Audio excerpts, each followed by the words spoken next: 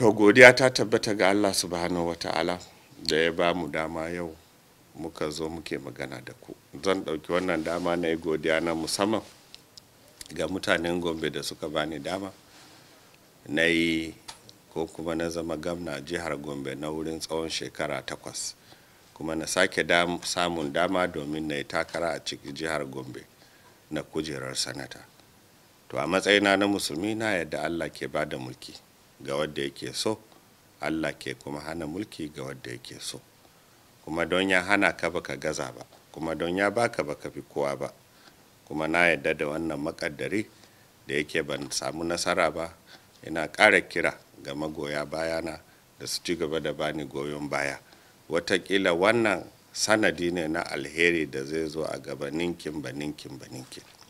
Ina kuma kira ga mutanen Gombe daga abubuwa da suke faruwa da barazana da ake yi wa mutane na zuwa a ƙona gidansu ko a kashe su ko a musu waya. Ina so idan irin waɗannan abubuwa suka faru mun yi shawarwari da jami'an tsaro da a sama mana lambar irin waɗannan mutane ko kamanninsu. Ina tabbatar muku muna da na'ura wanda zai iya kama mutanen nan cikin awa 6. Kowane irin mutum ne shi, bai fi ƙarfin gwamnati ba, bai fi ƙarfin hukuma ba. Da a sanar mana za mu yi abin da ya kamata duka domin mu tabbatar da duk mutumin Gombe yana zaune lafiya. Kuma ina kira ga mutanenmu da kar a ji tsoro, kar a ji fargaba, kar a ji ɗarɗar da abin da aka sabu.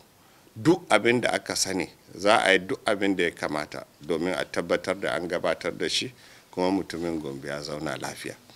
Ina ƙara godiya kuma ina tabbatar muku gwamnatin Gombe na tare da mutanen Gombe.